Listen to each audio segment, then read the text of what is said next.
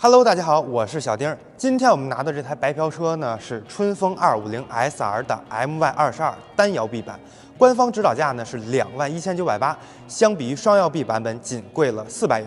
这400元你能换到什么呢？一个铝合金的单摇臂，所以不少老用户表示心里难受。本着嫖不走空的原则呢，这次我们还带它去了趟赛道。春风这个车呢，它的赛车感营造的还是不错的。两侧呢加入了一种小定风翼的设计，这个氛围感拿捏的妙啊！虽然实际用处不大，但是它好看呀。车头让我比较不喜欢的一点就是它这个风挡，属实是有点瘪了。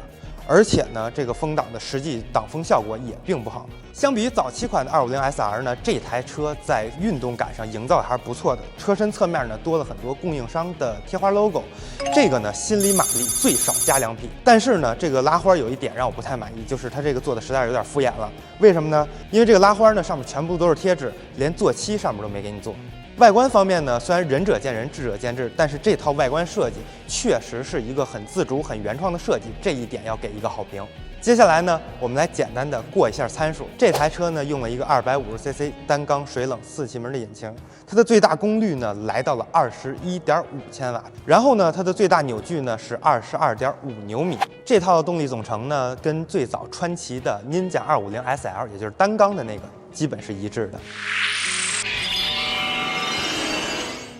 有江湖传言呢，这套发动机啊是照着那个正向研发来的。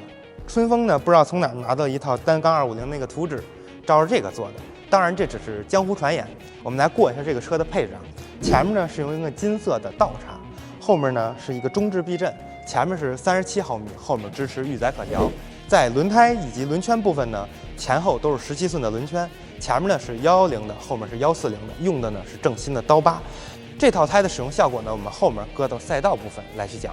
我们再往下看啊，这台车前面用的是一个分离把，这个分离把的高度介于 GPR 250跟 GS-X 250之间，所以呢，你说它累吗？其实也还好，只不过就是在风格上比纯种的跑车差了那么一那。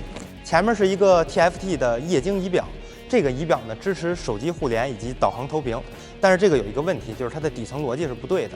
它呢，你调小计里程以及总里程，或者说你调油耗等显示的时候，它是要进到2级菜单里，也就是进到设置里的时候，这样对你骑车来说，我想看一看里程、看一看油耗的时候就不会很方便。手把部分啊有一个致命的问题，就是它单加了一组手柄按键，这个手柄按键的距离离我们这个正常的手把是比较远的，以我的手指大小是不太方便摁的。所以呢，我认为春风这套车把按键呢，它不如啊单独重新去开模，而不是用这个公模架。然后我们再来聊单摇臂这个配置啊，单摇臂最早是干嘛的？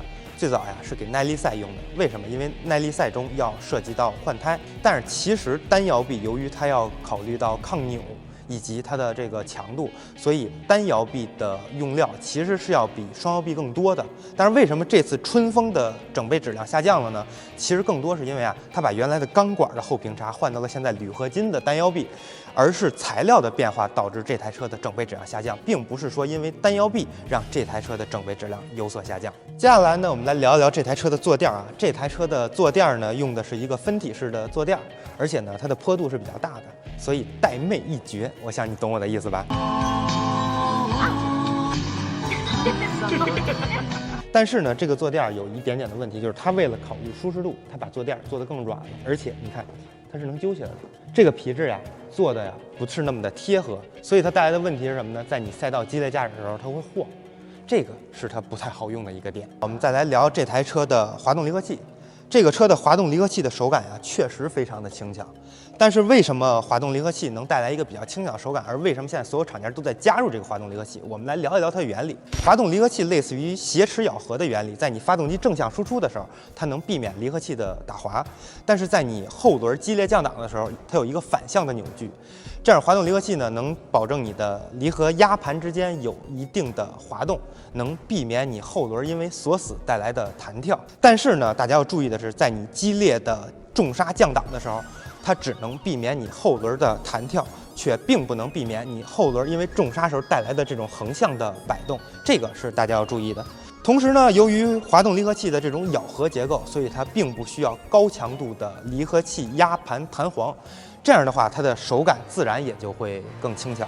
接下来我们来说一说这次白嫖重头，也就是赛道驾驶部分。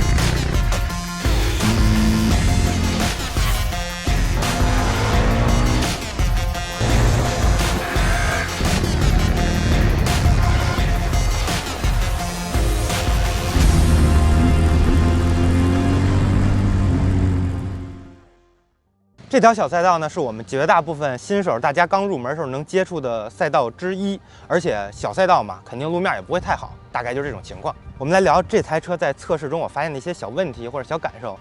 一呢，就是油门行程太长，这个对运动车型是不利的，它的油门要转得特别长。同时呢，这台车的刹车咱们来聊啊，低速冷车会有异响，这个我不确定是不是个例。之前大家一直在诟病啊，这个春风250的前刹车的初段手感不好。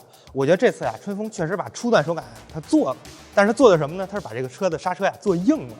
也就是说，你同样的力量需要更大的力矩去捏，可能是对一些女孩子啦，对一些手劲小的人会不太友好，但是它的线性确实有所提高。还有就是啊，春风啊重刹的时候会有顶手感，我推测呢是由于刹车油管跟油液的问题，比较容易出现热衰。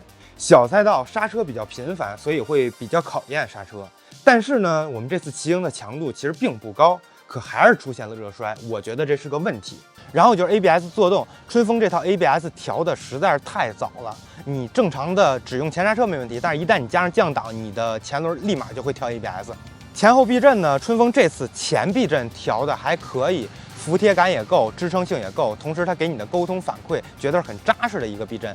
但是后避震会感觉不太利落，特别是对待这种破损路面比较多的赛道，你的后避震会感觉不太服帖，会有一定的晃动。但是这套单腰臂在我的试驾中，我并没有感受到它带来这种扭转的取向，包括车架它也是足够硬朗的，不会在激烈驾驶中出现问题。有一说一，这个肯定是足够的，包括你应对跑山或者日常的通勤。然后就是春风这个骑行三角设计的问题啊，手把还是偏高，然后脚踏还是偏低，而且它这个脚踏为了减震做橡胶垫，但是在赛道里面特别不好用，特别容易滑。然后咱们来说一说正新这套轮胎啊，正新的刀疤胎是属于正新的入门级的产品。这套胎的优点是什么呢？就是便宜，毕竟1000块钱左右的售价，你能拿到一对抓地还不错的这种半热熔的运动轮胎，这个是很划算的一件事儿。然后呢，就是这个胎的问题，这套胎呢的胎型偏扁，所以导致这套胎相比于大闪电或者说一些更高级别的运动胎，它会显得不太灵活。我不确定是不是因为原厂轮胎要去控制成本而去适配的问题。同时，这套胎呢在大倾角的时候还是会滑，但是通过你补油门救车，它还是能救回来的。动力表现，这台车在250级别做的还算不错，但是我个人认为它是靠齿比堆出来的，因为它一档只能跑7公里，它完全是把齿比整段的去提前，所以带来一个比较不错的驾驶感受。这个对于通勤或者跑山完全是够用，但是对于赛道或者大赛道来说，还是需要去进行一定的优化。最后呢，我发现这台车啊，在外观有一个致命的缺点，就是这台车的反光镜它没法向后折，它只能往前折，看起来就跟2个小蚂蚱似的，特别的丑。那我们来聊一聊为什么要用春风250 SR 练车。这个车的优点是什么呀？其实第一点是因为它国产车的身份，国产车的身份，它不管是从换件啊、维修保养都要更便宜。而且呢，我之前一个朋友问我，我想买一个春风的450 SR，我说我要不要换套赛包？我说你买一个国产车，你完全没有必要啊！你进口车为什么要换赛包？是因为它的包板更贵。但是像这种板子，一个200-300块钱，你完全没有必要换，因为它比赛包还便宜。第二点呢，就是它250的身份，相比于150，它会更有力量，它能完成你从入门到进阶的更多操作。但是相比于400呢，它的容错率要更高，也就是它宽容度更好。你不会因为你一抖油门，这个车会有什么变化，而且不会因为你技术的问题给带来很多误操作。那么第三点呢，就是春风在后市场方面做的比较好，包括它的避震、轮胎、刹车都能找到对应的改装件，包括升高脚踏以及降低手把。这个对于你赛道练车来说是一个先天的优势。最后我们来个总结啊，我想啊，选这款车的咱们都是年轻人，但是对于年轻人来说，买一台车绝对不仅仅是通勤。毕竟年轻人选车还是要看动力、操控、配置这些点的。举个例子啊，我们之前在赛道里面练车，我们见过春风250 SR 车主，甚至还见过不少。但是我们基本上没有见过，比如无极300的车主、贝纳利的302车主这些车主。其实我觉得这个绝大部分原因是因为这个车造车定位的区别。春风造这款车的时候，还是要追求操控跟动力的。包括我们之前练车的时候有用过 R15，有用过本田的幻影。其实那些车，我想它最大的问题是配件不好找，同时改装件也少。而春风就解决了这个问题。像我们之前215的那套胎，我可能1年都舍不得换，为什么？因为实在找不到合适的胎。但是如果你用春风来练车的话，其实这个问题就能给避免掉，因为春风的改装件很多，基于它的保有量大很多厂家都愿意为它推出合适的改装件。然后呢，关于这台车的小问题呢，口碑这些，我想作为一个上市这么多年的车，其实也已经大差不差了。包括之前网传的断车把啦、漏油啦、掉螺丝这些事儿，但是春风也一直在改进这些东西。我们之前拍过一期《车主有话说》，那个春风是1年半骑了41000公里。其实那台车所出现过的问题，也能代表绝大部分人出现的问题。其实主要还是集中在漏油这方面。所以最终选不选这台车，还是看你能不能接受它这个口碑以及动力、价格、配置。这次赛道体验，我给春风打了个分，你们觉得春风这台车能给多少分呢？把弹幕打在公屏上，或者在评论区留下你们的留言。Some say that the small sports cars are boring. Some people say that domestic cars are not cool enough. But life is actually a romantic revolution. World division, the misunderstanding of others. Fuck it all. 装的出来太他妈快了！哎，你看这儿我就又省了点油钱，把这个加到那台车里，这点油还能接着用。上回我有回倒油，这边倒着呢，撒一身，这会儿我朋友叼着烟过来，抽根烟压压惊，冷静一下。哎，你看这儿就又省了点钱。我这算不算就是非法占用公司资产？这个你就回去准备优化简历吧。